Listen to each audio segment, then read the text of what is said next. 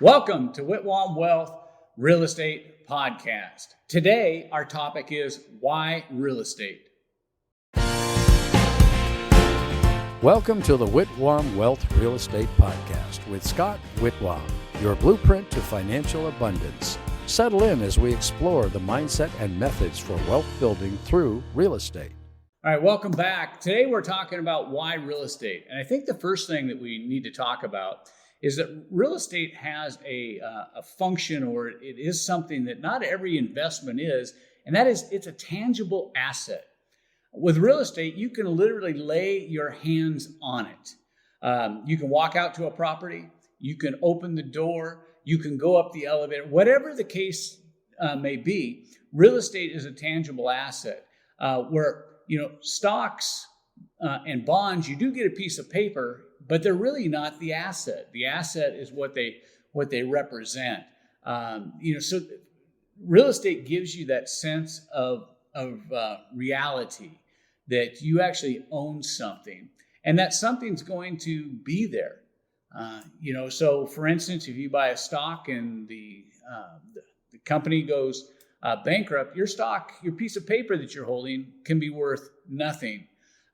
If a real estate market, will say, crashes, there's never been a time real estate's been worth zero, but let's just say the real estate market crashed to zero, you can still walk out on that property and it's yours. You got the title to it. You may not be able to sell it, but thankfully, we've never run into that. Real estate has a track record and history of appreciation, but I love real estate because it's a tangible asset, and it doesn't matter whether or not we're talking about multifamily, the apartment buildings, whether we're talking about just buy and hold residential or flip properties, any of these type of things, the asset is tangible. It's really nice. I like dealing with stuff that you can lay your hands on.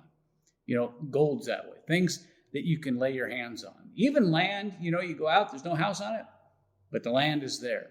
And they're not making any more of it, right? But you own it, it's tangible, you can put your feet on it, and it gives you the assurance that is yours. Now, the other nice thing about real estate, because of the asset class it's something that we can leverage. That's a cool word that literally means that we can use very little of our money in order to acquire a much bigger piece, just like a fulcrum. You got a big rock, but you're little, so you get a fulcrum, and you can use leverage in order to lift the rock. Well, that's how we lift real estate. We lift it by leverage. I may have a small quantity of money, but I've got to acquire a very valuable or expensive piece of real estate, and then we can use leverage to do that. And leverage comes in many different forms and many different quantities. A traditional buyer may leverage 80% of the purchase price by putting 20% down. And they have to bring in 20% in order to acquire that. And leverage can be a good thing like that, because you can obviously get more. Because if our system was that you had to pay cash, and the average price of a home is $500,000 or $1 million, you really have a long time that you have to save before you would be able to purchase. But through leverage, we can acquire property. Now, for the investor, there's all kinds of different ways to leverage. We can leverage with other people's money. We can leverage with our own money. We can leverage with banks. We can leverage with private investors. I enjoy leveraging as much as I can when it comes to investment properties. Some people believe in the 80-20 rule. You should always put at least 20% down and then leverage 80. But if you're an investor, you're going to find that a lot of times private money and those are going to require you to put 30, 40, and 50% down, especially if you're doing commercial investing. They want much more leverage or much more of your asset in order to leverage a smaller amount of money. But I have gotten to the point where most of the real estate transactions I get involved in, I try to leverage 100%. And I don't know anything else that I can buy or I can leverage like that. Now, every now and then, you'll find an auto manufacturer that'll provide 100% financing for their vehicles, and you can 100% leverage it. But it's a depreciating asset. Your car is worth less money the day you drive it off of the lot. With real estate, it's different. And if I can leverage a property 100%, then somebody else has 100% of the risk and the investment in the property, and I've got additional capital available then maybe to leverage another project. So again, I love leverage in real estate transactions. The other thing about real estate that is so, I guess, unique is that there's so many different options. An investor isn't stuck with doing, just one thing. An investor has, decisions to make. Do I want to be involved in commercial real estate? Or do I want to be involved in residential real estate? Do I want to do just land? Do I just want to buy and subdivide land? Do I want to, purchase agricultural property? What about forest land? I mean, and then you got your single family residences and you got multifamily and all these different things. And then in addition to the different classifications of real estate, you can do many different things with them. So you can buy and hold. So you actually acquire something and you hold it and you generate revenue then by leasing, renting the property out. Or you can flip the property. You can buy properties that need rehabilitation and you can rehab them, and then you can put them on the market and sell those. You can do a combination of those. You can also wholesale them. You can sell properties you don't even own, and that you may never see in places that you've never been.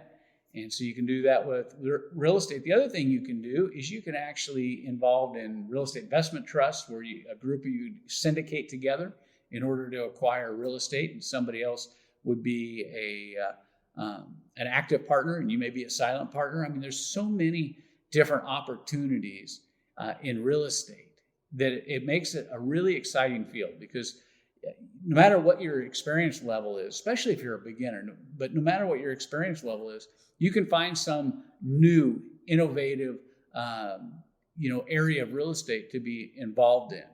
So, again, I love the fact that real estate, there's so many different investing options. The other thing is it's a great way to build long-term wealth. Long-term wealth, I hear people all the time, well, I'm working hard, I'm saving for retirement because, when I get to be 65, 70, 75 years, I'm going to retire, and then I'm going to get Social Security, and I'm going to get this pension, and I'll have my retirement, and life will be really good. Well, the reality is real estate can be a hedge against inflation. Real estate can build long-term wealth because it historically has always appreciated. And if you purchase real estate in a buy and hold environment, you can get your tenants and stuff to actually pay the real estate off for you. So they actually pay off your loans. You acquire the property, or you can invest like in forest land.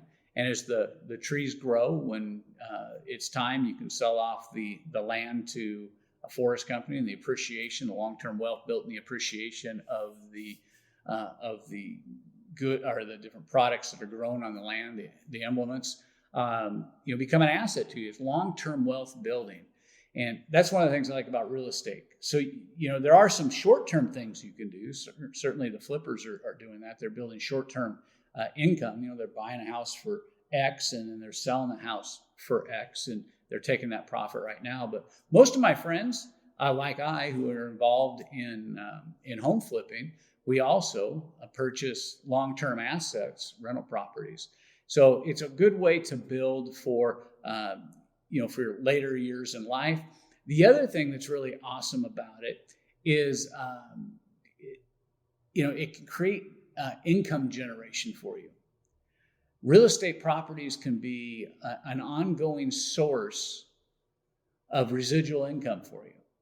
And again, in that process, other people are paying off the properties for you. So it's a great way to generate income. And whether you do it in the commercial sector, whether you do it in the residential sector, you can do it through lease options. So we've done that before. We've bought properties, fixed them up and then sold them on lease options, and we're generating income on the lease portion, but we're giving the person who's leasing it the option of purchasing the property at a date specific time. So again, income generation with real estate is a great reason to be involved in real estate. The other thing is there's some tremendous tax benefits. A lot of people don't realize the tax benefits in real estate, but if you're doing buy and hold, you've got depreciation, so you have a way to help shield against the incomes that are being earned. The money that you put into the property in many cases can be deductible. Obviously, check with your CPA. But there's some great tax benefits in being involved in real estate. Think about this. Let's say that you bought a property, 10 years ago for $100,000, and now it's worth $400,000, and you've been renting it out, generating rental income. And you want to sell this property. When you sell this property, it's going to have a capital gain. That's the difference between what you purchased it for and what you sold it for. And there's going to be tax on the capital gain as a long-term capital gain. But there are some tax benefits that if you do something that's called a 1031 exchange, I'm not going to get into all that today, but if you use a 1031 exchange, you can sell that property and earn that profit and then reinvest those funds into other real estate tax deferred. And so, it's another great way of hedging yourself against taxes, a great tax benefit for real estate. Another reason why I love real estate as our investment tool. Another why for real estate, I guess you'd say. And then the last thing I want to talk about is legacy building. If you have kids or family members, and your thought is, I'm going to have my retirement and leave that for my spouse or my kids, and I've saved some gold, I've got some stocks and some bonds, I'm going to leave that as an inheritance. I got the house that I'm living in, I'm going to leave that as an inheritance.